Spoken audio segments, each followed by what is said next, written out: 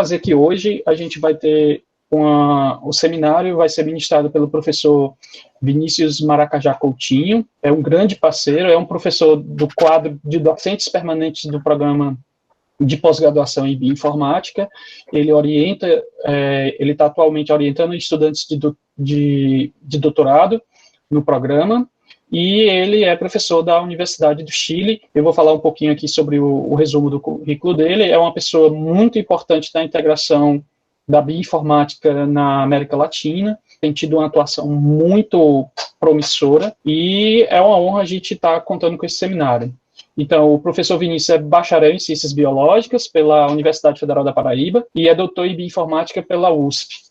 Ele atualmente é presidente e pesquisador do Instituto Van Dyck, no Brasil, e professor assistente da Universidade de Chile. Ele está liderando o Laboratório de Bioinformática Integrativa, onde desenvolve pesquisa na área de genômica, bioinformática, atuando no sequenciamento e análise de genomas de diversos tipos de organismos, como também desenvolvimento e aplicação de ferramentas bioinformáticas para as análises de genomas e transcritomas em diversos âmbitos. E também atua em atividade de extensão universitária, focando na popularização da ciência, bem como desenvolvimento de softwares e bancos de dados de interesse biológico. O professor Vinícius já fez o simpósio de bioinformática integrativa, já foram 4 edições, me corrija se estiver errado, Vinícius, foram 3 ou foram 4 edições, né?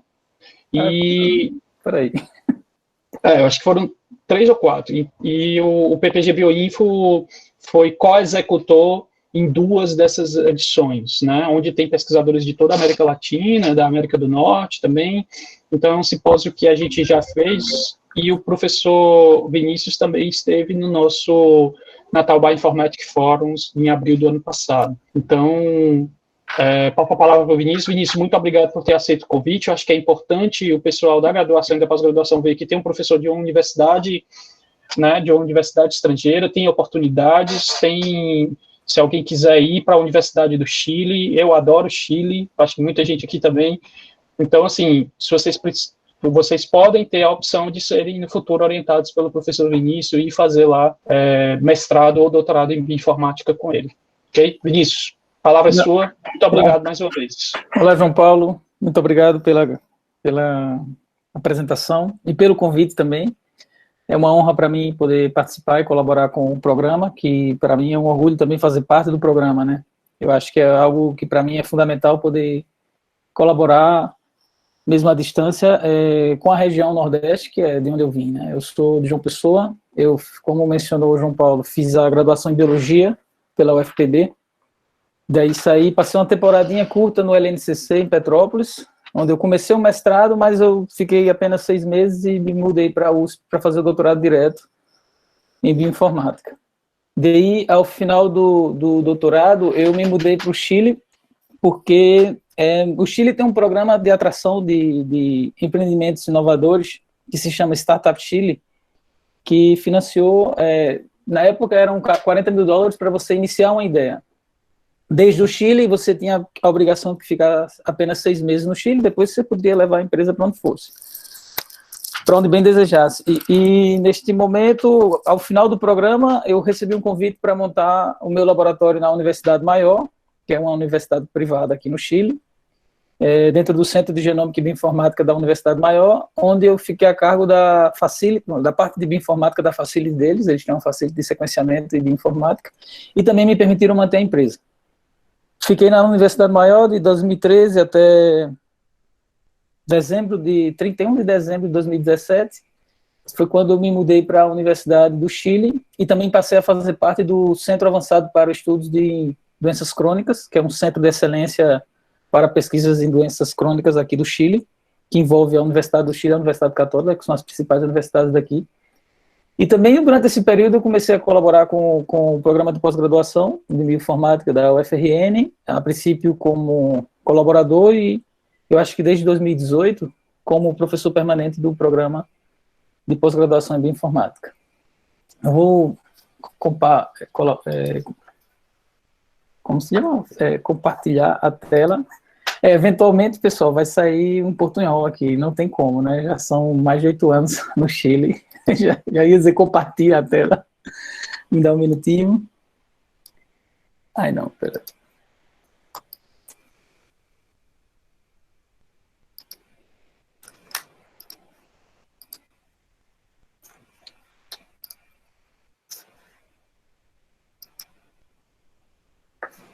Não sei se conseguem ver os slides. Tudo certo, Vinícius. Beleza, deixa eu Eu pelo menos estou vendo. colocar em tela cheia e daí a gente começa. Bem, pessoal, hoje eu vou falar um pouco sobre diferentes pesquisas que a gente desenvolve aqui na Universidade do Chile, né, no meu laboratório. Eu lidero, como falei, estou na Universidade do Chile, na Faculdade de Ciências Químicas e Farmacêuticas, faço parte do ACTES, que é esse Centro Avançado para o Estudo de Pesquisas Crônicas. Também sou CEO e fundador da Beagle Bioinformatics, que é a empresa que mencionei anteriormente, né, que foi fundada no ano de 2012, quando eu me mudei para o Chile. E também faço parte da PPG Bioinfo e do Instituto Van Dyck, que é um instituto sem fins de lucro em João Pessoa. Eu vou falar um pouco sobre uma das áreas que a gente desenvolve aqui no nosso laboratório, que é mais referente a RNAs não codificantes, com o título da palestra sendo RNAs e doenças humanas, uma abordagem desde a bioinformática integrativa. Eu desde já peço desculpa se por acaso apareça algum slide que esteja em portunhol, é possível que sim, porque estava em espanhol esses slides, eu traduzi para o português, e também como portunhol que eventualmente eu venha falar, que não tem como, né? Eu não falo nem bem o português, nem bem o espanhol agora, estou uma mescla dos dois.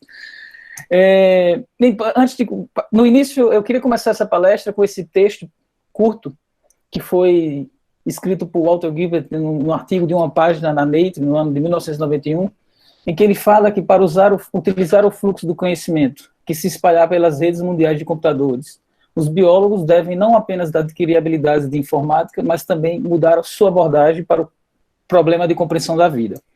Isso foi em um artigo de uma página publicado por Walter Gilbert, em que ele falava sobre essa mudança de paradigma que estava ocorrendo na biologia, onde começou a se gerar esse boom de informação que as tecnologias de sequenciamento estavam surgindo, né, nessa época. Isso foi no ano de 1991, inclusive ele faz essa brincadeira de Molecular Biology is Dead, Long Life Molecular Biology, que seria essa mudança, né, que a parte de biologia molecular experimental ela passaria a ser pocket science, uma biologia de, não sei qual seria a palavra em português, de bolso, né, uma pocket science, e a bioinformática e as bases de dados iam dominar a pesquisa em biologia molecular.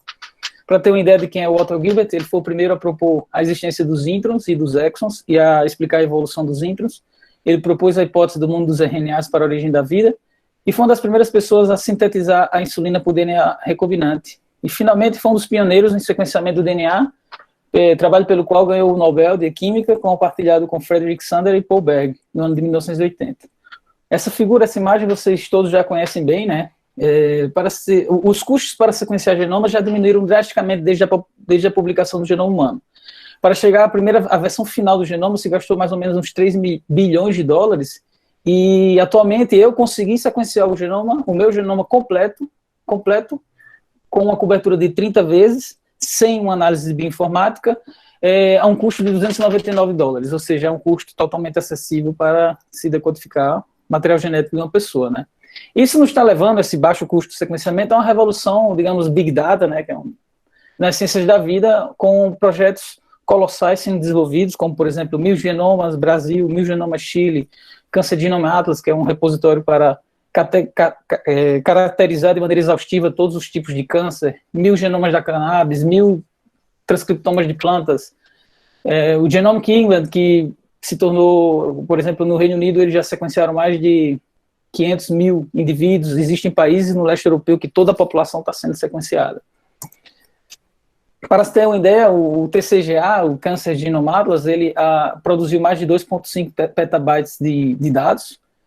Colocando isso numa perspectiva, um petabyte seria o equivalente a 212 DVDs, e ele armazena informações de 33 tipos de tumores, incluindo 10 cânceres raros, e com 7 diferentes tipos de dados que foram gerados para esses pacientes, indivíduos, na verdade tem pacientes, são 11 mil pacientes, mas também tem indivíduos controle, incluindo dados de RNA-seq, dados de sequenciamento de RNA, sequenciamento de DNA, dados de proteômica, uma quantidade absurda de informação que está disponível em bases de dados públicas para uma pessoa poder analisar.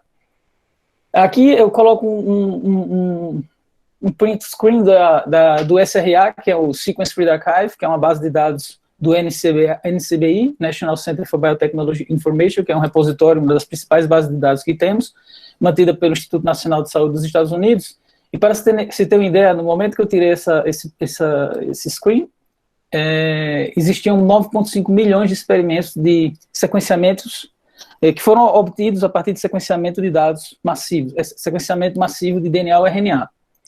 Essa outra base de dados, a GEO, também mantida dentro do NCBI, é uma base de dados específica de expressão gênica, e só para humanos, para se ter uma ideia, eles possuem 47 mil experimentos que envolvem 1,6 milhões de amostras, ou seja, é uma quantidade absurda de informação nas mais variadas condições e os mais variados organismos que te permite explorar esses dados para obter informação relevante.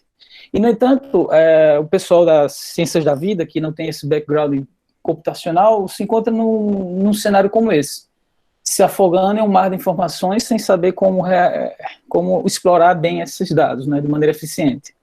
E aí é onde está o gargalo dessa questão, né, seria organizar e integrar esses dados públicos, onde entra a bioinformática, né, com o objetivo de organizar e integrar esses dados públicos para poder obter insights biológicos relevantes.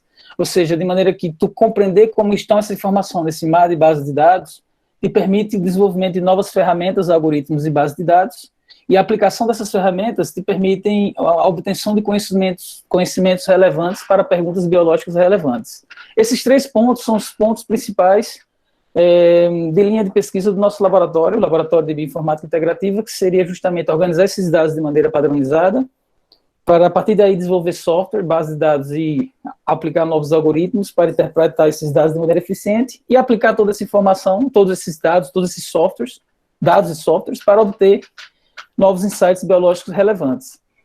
A apresentação de hoje eu vou cobrir, ela está dividida em 5 partes, são partes pequenas, na verdade, curtas, não tem como entrar em detalhe, já é bastante informação que eu vou estar passando para vocês, onde tento mostrar um pouco da aplicação do uso de dados públicos para obter informações biológicas relevantes referente a RNAs não codificantes longos.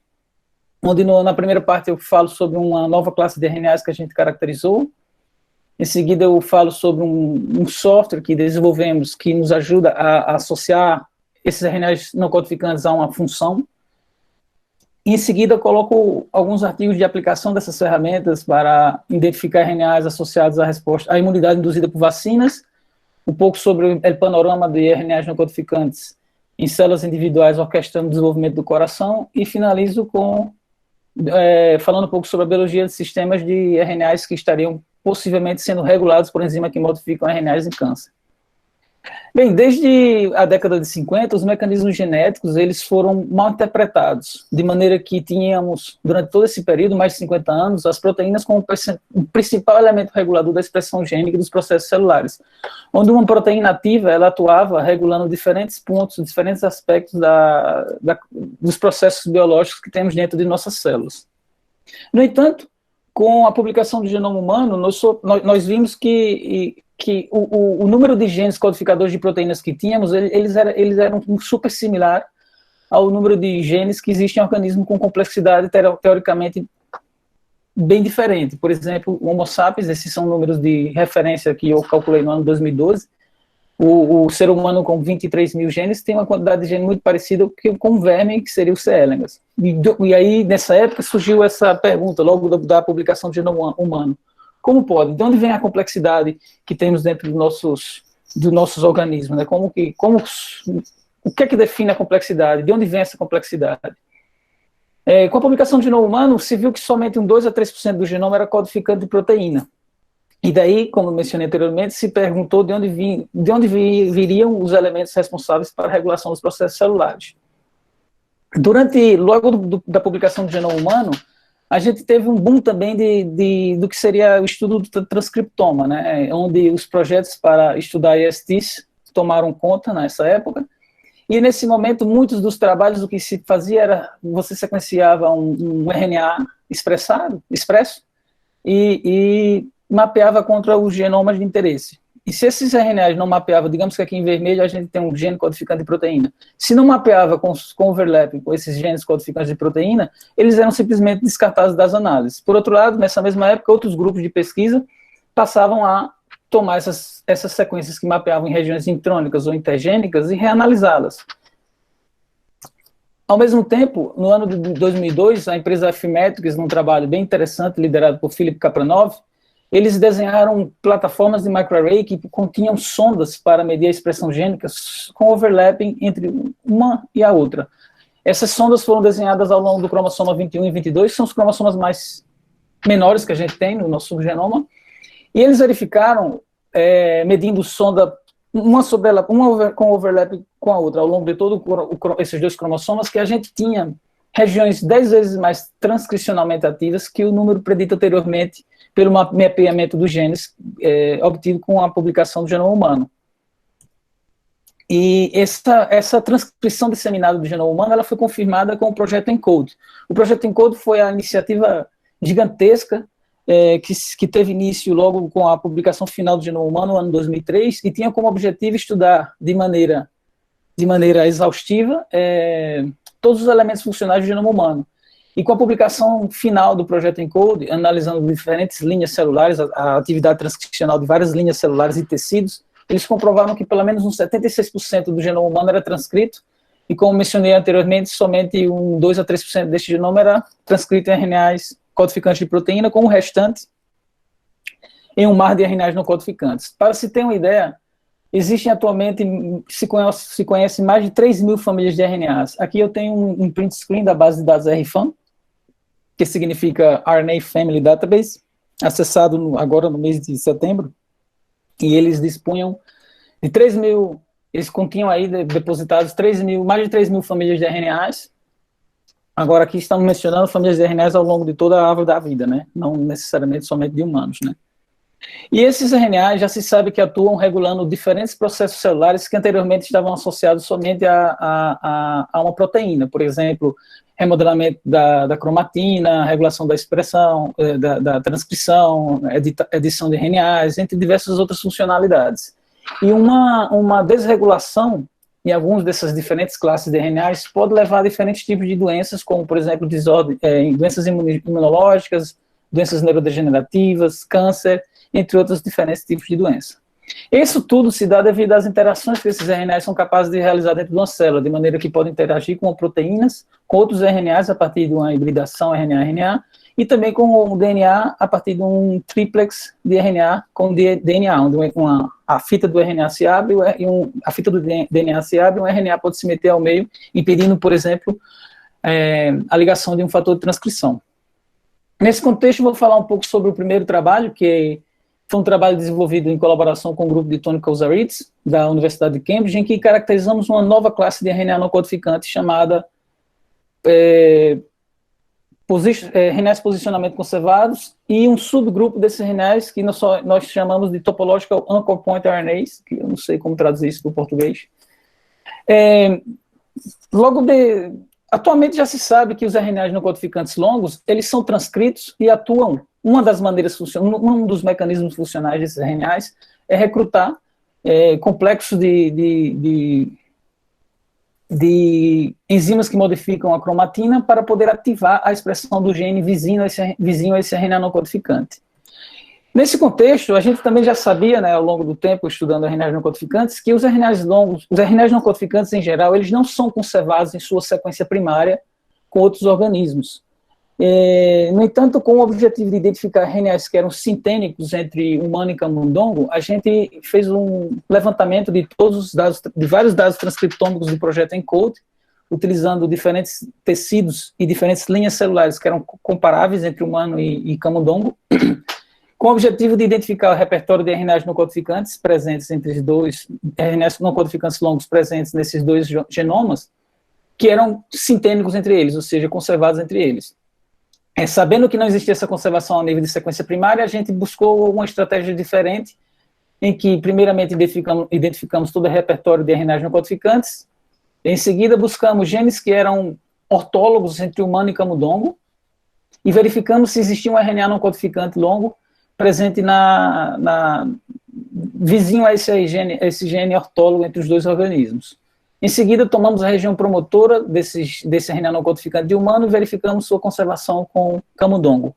Então, em resumo, o que a gente tem é um gene ortólogo entre humano e camundongo que possui um RNA que não necessariamente é conservado em sua sequência primária, mas que possui uma conservação em sua região promotora. E chamamos esses RNAs de pcRNAs ou RNAs não codificantes posicionalmente conservados, que são sintéticos desses dois organismos.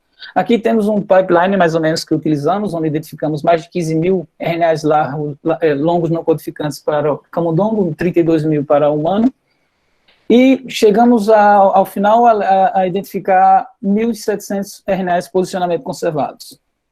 Esses RNAs não posicionamento conservados, a gente identificou que eles estavam localizados na vizinhança de genes, geralmente associados ao desenvolvimento, como podem ver aqui, cell differentiation, morphogênese, cell differentiation, developmental induction, self-fate determination, lung morphogenesis. Além disso, esses RNAs, a gente verificou que eles possuíam um padrão de expressão, tecidos específicos conservados entre humano e camundongo, ou seja, o padrão de expressão deles em determinado tecido se mantinha de maneira conservada entre humano e camundongo. E, finalmente, a gente verificou que esses RNAs, aqui temos esse RNA, eles estavam, um subset desses RNAs, eles estavam localizados com overlapping, com motivos de ligação para o CTCF, que é um complexo que regula o loop formado no DNA, que atua regulando a topologia do DNA, ou seja, essa estrutura topológica do DNA. E o que é curioso, ao analisar a sequência desses RNAs, a gente verificou que justamente no outro lado do loop existia uma região, existiam motivos de sequência conservados que também eram similar aos motivos que existiam do outro lado do loop em uma região enhancer, conhecida e anotada como enhancer. De maneira que a gente acredita que esses RNAs atuam de alguma maneira regulando essa formação topológica do RNA e caracterizamos e dominamos esses RNAs de TAP RNAs ou Topological Anchor Point RNAs. E esse overlapping com esses loops CTCF nesses RNAs, ele é muito mais enriquecido que em outros RNAs não codificantes, como a gente pode ver aqui. Finalmente, como esses RNAs eles eram associados ao desenvolvimento, né, estavam localizados na cercania de genes relacionados ao desenvolvimento, possivelmente regulando a expressão desses genes, a gente tratou de verificar se esses RNAs eles poderiam estar associados a algum tipo de câncer. Para isso, a gente levantou diversos estudos de microarray disponíveis dentro da base de dados GEO. Aqui temos cada um tipo de câncer que a gente conseguiu identificar e verificamos que recuperamos todos esses dados públicos e verificamos que pelo menos 203 desses RNAs eles estavam associados a esses diferentes tipos de câncer. Por exemplo, esses dois RNAs estão sempre com a expressão diminuída em câncer de cérebro. Esse daqui aumentado em câncer de tireoide, esse daqui diminuída em câncer de pulmão, esse daqui aumentada em câncer de rim. Agora é importante mencionar que nesse caso a gente utilizou as plataformas de microarray que estavam depositadas no GEO, ou seja, existia uma necessidade de que essas plataformas de microarray tivessem uma sonda desenhada especificamente para esses RNAs. Para explorar e aumentar um pouco mais essa análise, a gente expandiu, utilizando dados públicos do TCGA, do câncer de Inomatlas, e conseguimos verificar cada coluna aqui seria um tipo de câncer, e aqui temos a expressão desses RNAs, e verificamos que 443 desses RNAs estavam diferencialmente expressos em algum tipo de câncer, de acordo com os dados do TCGA. Nesse caso, né, a minha ideia de mostrar esses resultados era mostrar para vocês a quantidade de informação que uma pessoa pode recuperar a partir da integração de dados públicos em base de dados, né, disponíveis em base de dados públicos. Esse trabalho envolveu alguns outros experimentos, algumas outras validações experimentais que, por tempo, não vou mostrar aqui para vocês, né. A segunda parte do trabalho, eu queria mostrar um pouco sobre o uso de análise de coexpressão como uma ferramenta, aqui está um portunhol, para associação funcional de RNAs não codificantes. Durante o desenvolvimento da minha tese de doutorado, a gente verificou que existia uma dificuldade tremenda em anotar funcionalmente o repertório de RNAs não codificantes que a gente possui dentro de uma célula ou dentro de um tecido humano. Por exemplo, aqui temos dois gráficos de torta, gráficos de pizza, em que se analisa o transcriptoma de hepatócitos humanos e de fígado humano, e se verifica que pelo menos entre 70% e 80% dos transcritos que estavam expressos nessas condições, transcritos não codificantes de proteína, a gente não era capaz de associar e anotar funcionalmente esses RNAs, não éramos capazes de associar a uma classe particular. E isso, todavia, é um problema, porque a gente não consegue, não se logra associar uma funcionalidade utilizando buscas de similaridade de sequência ou mesmo ferramentas de predição ab initio, que toma como base motivos de sequência ou estrutura secundária de RNAs. E nesse contexto, nos últimos anos, surgiu e há emergido uma abordagem de biologia de sistemas a partir de análise de coexpressão de transcritos como uma ferramenta para uma associação funcional desses transcritos, de maneira que transcritos que estão sistematicamente, quando tu tens um grande conjunto de dados, se eles estão sempre coexpressos em uma determinada condição, ou seja, um RNA está sempre expresso e o outro também, ou sempre que um está expresso o outro não está, há uma inversão, mas isso ocorre de maneira sistemática, tu tens como obter essas conexões positivas ou negativas, essas correlações positivas ou negativas. Por exemplo, aqui a gente tem 21 redes ou 21 módulos de coexpressão entre transcritos, onde em azul temos os genes codificantes de proteína, em vermelho os RNAs não codificantes longos, e aqui se vê, por exemplo, um enriquecimento no módulo ou na rede 19 em RNAs não codificantes. E se tu tomas os genes que estão fazendo parte dessa rede, a gente tem como fazer uma análise de enriquecimento funcional e ter uma ideia dos processos biológicos que estão participando desses genes. Por exemplo, aqui, essa rede 19 está associada à poliubiquitinação de proteínas. Então, possivelmente, esses RNAs eles vão estar participando da poliubiquitinação da proteína, ou regulando ou sendo regulado por esses processos celulares. Nesse contexto, a gente desenvolveu, em colaboração com o grupo do Dr. Helder Nakaya, da Universidade de São Paulo, um pacote de bioconductor, ou seja, para R, que se chama SemiTool, e também uma ferramenta web, Web SemiTool, para a realização de análises integrativas desses módulos de coexpressão. Essa ferramenta, como mencionei anteriormente, existe um pacote de bioconductor, e hoje em dia também uma ferramenta web bem user-friendly, em que tu só precisas ter teus dados, subir, totalmente click and go, e tu vai ter tua análise processada. O que tu necessitas para correr essa análise seria somente as matrizes de expressão, com suas diferentes anotações referentes à condição específica que tu está estudando. Digamos que aqui eu tenho uma matriz de expressão, utilizo um outro arquivo com a informação de quais são as amostras, por exemplo, controle, as amostras de tuberculose ativa, as amostras de tuberculose latente, por exemplo. Uso como input também arquivos que estão depositados em bases de dados públicas, que é facilmente de se obter referente a interações de genes, por exemplo, interações entre proteína e proteína. E um outro grupo um outro arquivo referente a vias metabólicas ou categorias de ontologia gênica, ou seja, grupos funcionais, onde tu tens uma categoria funcional e os genes que fazem parte dessa categoria funcional. A ferramenta, de maneira automática, vai analisar esse perfil de expressão, identificando os diferentes módulos de coexpressão.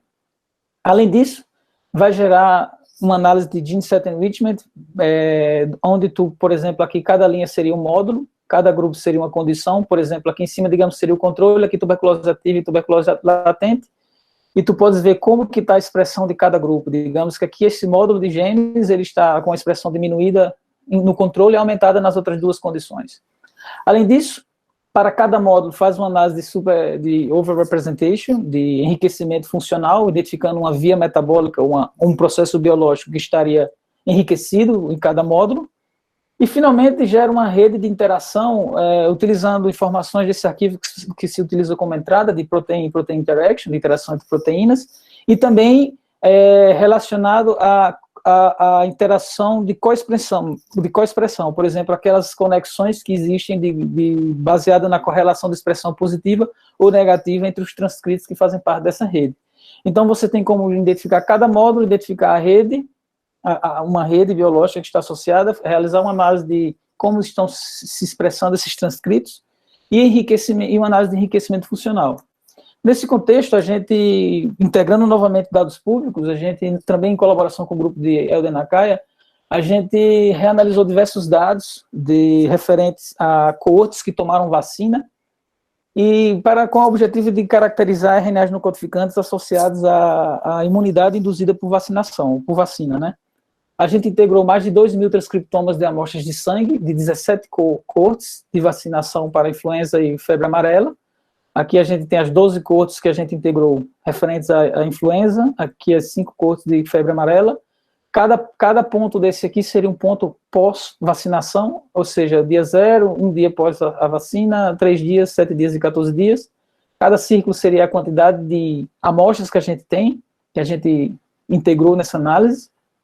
E aí, todos esses dados eram estudos que foram obtidos medidos a sua expressão através de microarray. A gente reanotou todas essas plataformas de microarray com o objetivo de identificar aqueles RNAs não codificantes que estavam representados. Identificamos os sets de genes codificantes de proteínas e não codificantes de proteínas que estariam diferencialmente expressos e passamos a realizar análise de correlação de expressão entre esses transcritos, identificando grupos de módulos de coexpressão.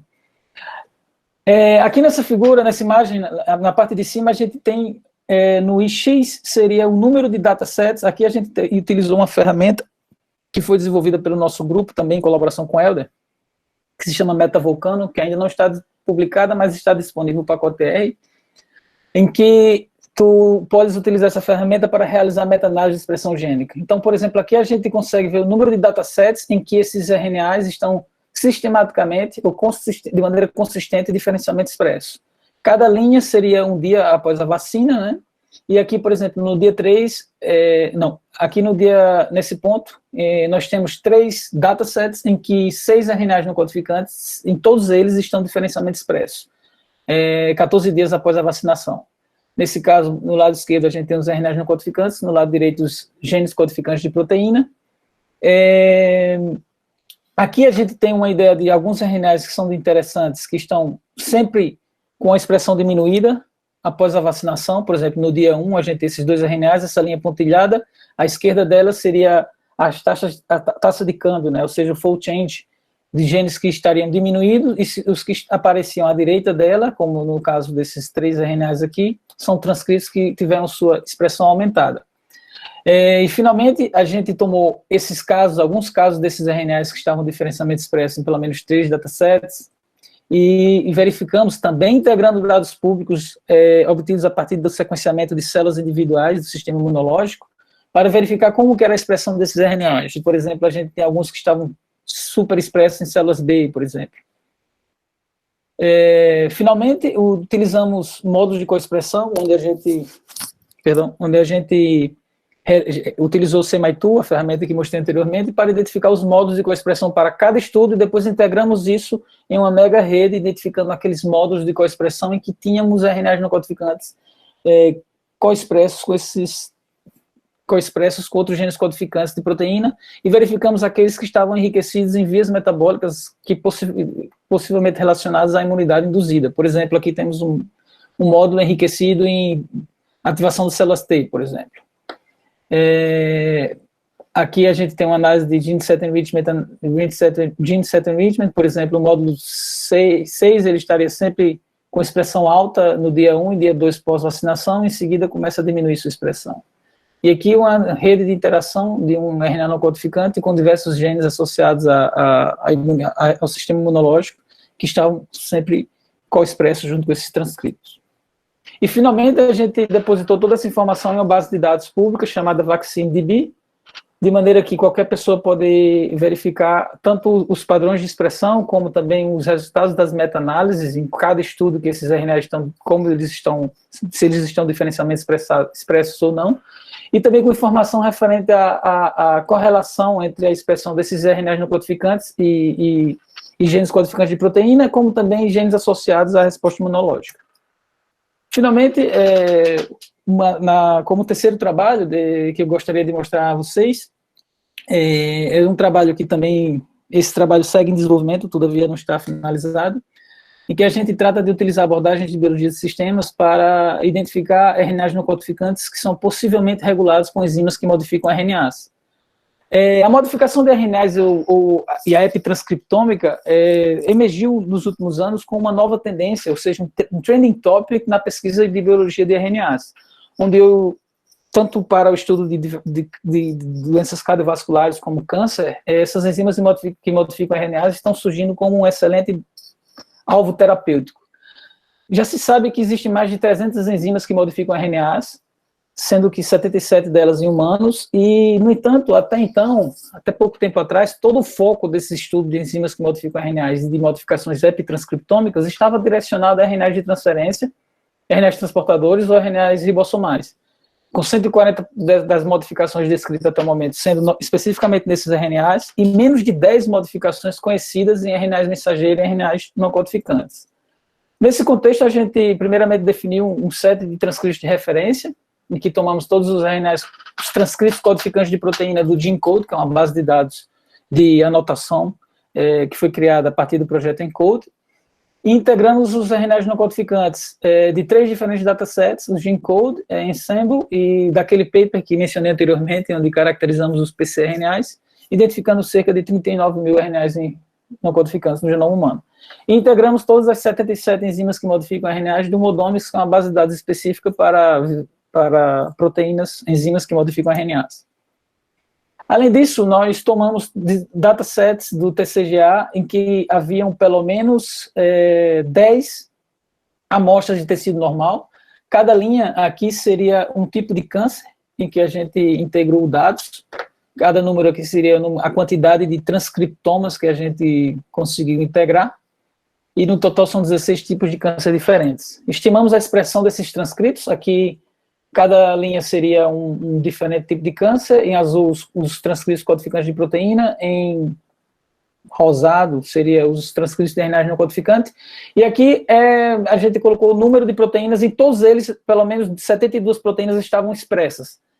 72 enzimas que modificam RNAs estavam expressas. E a gente tem que atualizar para colocar os transcritos dessas proteínas, que aqui são as proteínas que estão expressas, mas ela tem diferentes níveis e diferentes tipos de isoformas de transcritos expressas nessas condições. Em seguida, passamos a buscar aqueles que estavam diferencialmente expressos. Aqueles RNAs codificantes de proteína, aqueles transcritos codificantes de proteína que estavam diferencialmente expressos, em geral, a maioria deles estavam superregulados, ou seja, sobreexpressos. Está saindo sempre um ponto em perdão, mas é inevitável. Estavam sempre com expressão aumentada nos diferentes tipos de câncer, com exceção desse daqui e este outro câncer. Aqui seria câncer renal de células claras, se não estou equivocado. E aqui seria um tipo de câncer de estômago. E também verificamos os transcritos de enzimas que modificam RNAs que estavam diferencialmente expressos nesses diferentes tipos de câncer, como podem ver aqui. De maneira interessante, a gente verificou aqui que 10 enzimas elas estavam sistematicamente e diferencialmente expressas em diversos tipos de câncer. Por exemplo, aqui nós temos nesse quadrado vermelho, são 10 enzimas que estão diferencialmente expressas em pelo menos 10 tipos de câncer. Por exemplo, essas duas enzimas aqui, ela possui transcritos que estão diferencialmente expressos em 15 dos 16 tipos de câncer. Aqui cada linha seria um tipo de câncer e o pontinho maior em amarelo seria a presença dessa enzima como diferencialmente expresso. Nesse caso, por exemplo, esse tipo de câncer aqui, essa enzima não está diferencialmente expressa. Isso revela alguns alvos bem interessantes para o desenvolvimento de fármacos para poder tentar controlar ou enfrentar esse tipo de câncer. Além disso, também verificamos alguns tipos de câncer com várias enzimas diferencialmente expressas. Por exemplo, carcinoma de esôfago, 29 enzimas estavam diferencialmente expressas. Essas 29 enzimas estavam diferentes expressas aqui. Carcinoma esquemoso, de células esquemosas de pulmão, não sei como traduzir isso, também estariam pelo menos 24 enzimas. Adenocarcinoma do reto, 26 enzimas. E carcinoma endometrial do corpo uterino, 21 enzimas estavam diferencialmente expressas. Também fizemos a mesma coisa com os RNAs não codificantes, identificando aqueles que estavam diferencialmente expressos nos diferentes tipos de câncer, e como esperado, já que esses RNAs se sabe que possuem um perfil de expressão muito mais tecido específico, eles apresentaram um padrão de expressão câncer específico também. Como se vê aqui, não tem aquela linha contínua entre todos os tipos de câncer, que são os diferentes tipos de câncer, de maneira que é um padrão de expressão muito mais específico para cada tipo de câncer. Em seguida, realizamos diversas análises de co-expressão para tentar verificar aqueles transcritos que possuem uma correlação de expressão positiva ou negativa. Cada gráfico desse é um tipo de câncer. Em vermelho, a gente tem aqueles transcritos que têm uma correlação de expressão, aqueles RNAs não codificantes que têm uma correlação de expressão com enzimas que modificam RNAs. Neste caso, estamos tomando em consideração os transcritos dessas enzimas. Por exemplo, aqui a gente tem um grupo de RNAs não codificante que possui uma correlação de expressão positiva com enzimas que modificam RNAs. Em cinza são aqueles que não possuem nenhum tipo de correlação, em azul aqueles que possuem correlação negativa de expressão, ou seja, quando um está expresso, o outro não está, e vice-versa. Essa análise a gente realizou para cada um dos 16 tipos de câncer, e nesse momento a gente está desenvolvendo análise de módulos de coexpressão, e o objetivo da gente é identificar aqueles módulos em que a gente tem uma enzima que está diferencialmente expressa, que possui um RNA, uma conexão com um RNA não codificante também diferencialmente expresso, e que, ao integrar diferentes datasets obtidos por sequenciamento de epitranscriptômica, a gente pode identificar os locais específicos onde existe uma modificação, e queremos verificar se essa modificação, ou seja, a gente quer identificar a presença de um RNA diferencialmente expresso que possui uma enzima diferencialmente expresso que faz parte do mesmo módulo de coexpressão e que existe informação sobre a modificação pós-transcricional realizada por essa enzima nesses RNAs. E daí passar a ensaios funcionais com nossos colaboradores na Universidade de Cambridge. Finalmente, a última parte do trabalho é um trabalho desenvolvido como parte da tese de doutorado da aluna Thais Ramos, que faz parte do programa de pós-graduação em bioinformática do Biome, e que nós estamos tratando de estudar aqueles RNAs não codificantes longos que poderiam estar orquestrando o desenvolvimento do coração, nesse caso utilizando o camundongo como modelo. Aqui a gente utilizou uma nova abordagem, que é um novo trending topic também, em biologia celular e na genômica, que seria o single cell, ou seja, a análise de células individuais. Aqui eu coloco uma comparação entre o que significa single cell e bulk RNA-seq, ou seja, a transcriptoma normal, estándar que a gente usa, e a transcriptoma de células individuais.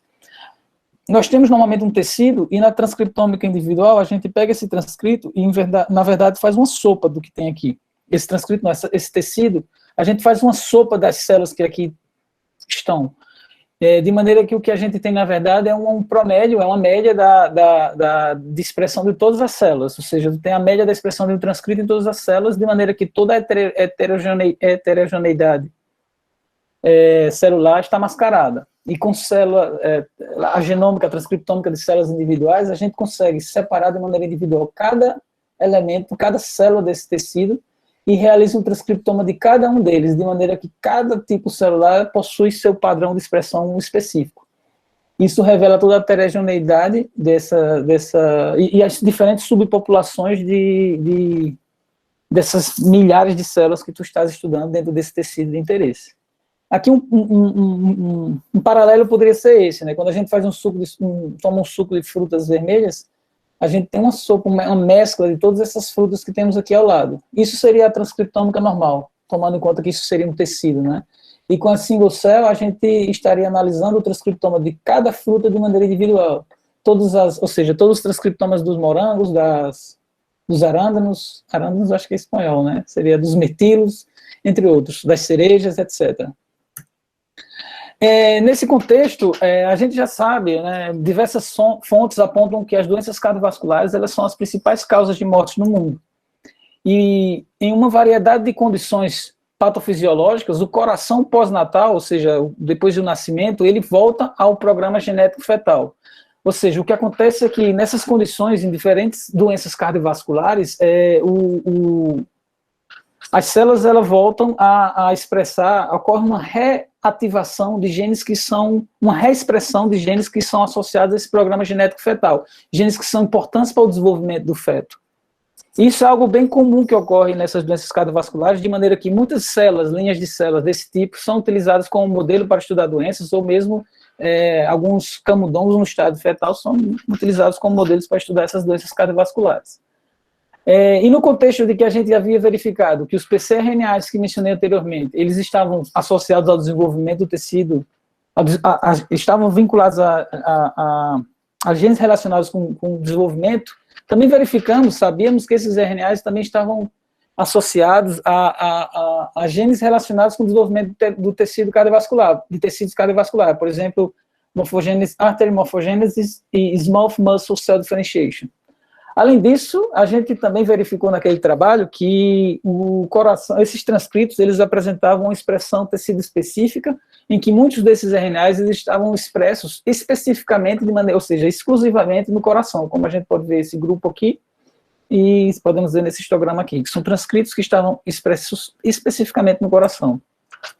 Com isso, a gente integrou novamente dados públicos, utilizando dados de RNA-seq de células individuais desse trabalho, são mais de 1.300, eu acho que aqui está equivocado, transcriptomas individualizados de diferentes células. Nesse trabalho, eles haviam identificado 3 tipos de células e focaram seu estudo especificamente em genes codificantes de proteína. A gente definiu novamente os transcriptos de referência, usando o GeneCode e a integração dos mesmos datasets que mencionei anteriormente, das mesmas bases de dados, ou seja, GeneCode, Ensemble e o paper de Genome Biology, para identificar pouco mais de 21 mil RNAs não codificantes longos para um camundongo. E daí a gente passou a reanalisar esses dados. Aqui a gente tem, cada linha seria um ponto ao longo do desenvolvimento do tecido cardíaco, né, do coração, onde o E9.5 seria o equivalente ao estado embrionário 9,5 dias, e o P significa o pós-natal, entre o nascimento e 21 dias depois do nascimento. Cada coluna seria um compartimento específico do coração, por exemplo, aqui a gente tem o ventrículo, o átrio, o ventrículo direito, o ventrículo esquerdo e o átrio esquerdo. Esses números nos círculos com cinza seria o número de células que a gente conseguiu recuperar, ou seja, o número de transcriptomas que a gente mediu. É importante mencionar que nesse ponto 9.5, a gente não existe, todavia, uma divisão entre ventrículo ou átrio direito e esquerdo. Ele não tem essa divisão, todavia, então são somente ventrículo e átrio. E também é importante mencionar que somente para o ventrículo esquerdo que a gente tem todos os pontos ao longo do desenvolvimento. Aqui na direita a gente tem o número de transcritos que a gente conseguiu estimar a expressão deles para cada compartimento. Todavia, a gente não tinha dividido e identificado os tipos de células que tem, em qual tipo de célula esses transcritos estavam expressos. A gente conseguiu identificar ou seja, em torno de 25 mil genes codificantes de proteína e milhares de RNAs não codificantes longos, incluindo centenas de RNAs posicionamento conservados. Tem que se lembrar que os RNAs não codificantes posicionamento conservados que identificamos eram somente 1.700, né? E aqui, associados ao desenvolvimento do tecido cardíaco, a gente identificou pelo menos expresso em torno de 100, pouco mais de 100, dependendo do diferente tipo de ponto do desenvolvimento e compartimento do coração. Em seguida, a gente utilizou os padrões de expressão desses transcritos para identificar os diferentes marcadores desses diferentes tipos de celular que estavam presentes ao longo do desenvolvimento do coração.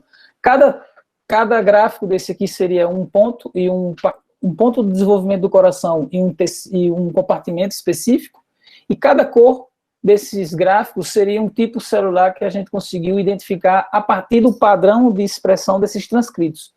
E, nesse caso, a gente conseguiu identificar 8 tipos de celulares, muito mais do que o trabalho original, que havia identificado somente 3, incluindo 2 subpopulações de cardiomiócitos e 2 subpopulações de macrófagos. Aqui tem os diferentes pontos que existiam, dois tipos, né, 2 subpopulações de cardiomiócitos e os 2 tipos de macrófagos aqui, 2 subpopulações de macrófagos. A gente conseguiu identificar diversos novos marcadores celulares para esses 8 tipos de células ao longo do desenvolvimento. Cada linha seria um ponto de desenvolvimento e um compartimento do coração. Em azul, a gente tem os marcadores que a gente identificou como genes codificantes de proteína. Em amarelo, long non-coding RNA. E em vermelho, os pcRNAs, para esses diferentes 8 tipos celulares. Também conseguimos identificar uma assinatura de expressão específica para esses genes codificantes de proteína e RNAs não codificante para o mesmo tipo celular, sendo que em diferentes compartimentos do coração. Por exemplo, aqui no estado embrionário 14.5, a gente identifica 160, para cardiomiócitos, a gente identifica 163 RNAs nesse mesmo tipo celular que está expresso somente no ventrículo direito, enquanto que 46 estão somente no ventrículo esquerdo e somente 45 estão compartilhados, né? Nos dois, estão expressos de maneira compartilhada nos 2 compartimentos do coração. E, finalmente, a gente utilizou módulos de coexpressão para identificar aqueles RNAs que poderiam estar associados com genes chaves do desenvolvimento do tecido cardíaco, identificando, assim, aqueles RNAs não codificantes que poderiam estar participando da regulação daqueles genes que são importantes para o Fetal Gene Program que eu mencionei anteriormente. A gente tem aqui o perfil de expressão de todos esses módulos que foram identificados, onde cada linha é um módulo e cada coluna seria um tipo de célula específica, e cada gráfico seria um ponto do desenvolvimento e um compartimento do coração. As redes que foram geradas. E como próximo passo para esse trabalho, a gente pretende realizar uma análise de expressão diferencial ao longo do desenvolvimento do tecido cardíaco específico para cardiamiócitos do ventrículo esquerdo, que seria a linha celular que está presente, que a gente conseguiu identificar em todos os pontos do compartimento do coração que a gente tinha dado, né, em todos os pontos, e finalmente cruzar esses dados com dados de sequenciamento de células individuais, tanto públicos como gerados in-house, que a gente está com camundongo, com diferentes camundongos com diferentes doenças cardiovasculares, que a gente pretende fazer um estudo de isolar o coração, isolar as células e fazer uma transcriptômica de célula individual, para tentar identificar e caracterizar esses RNAs que são associados com essa reativação do programa genético fetal, né, dessas doenças.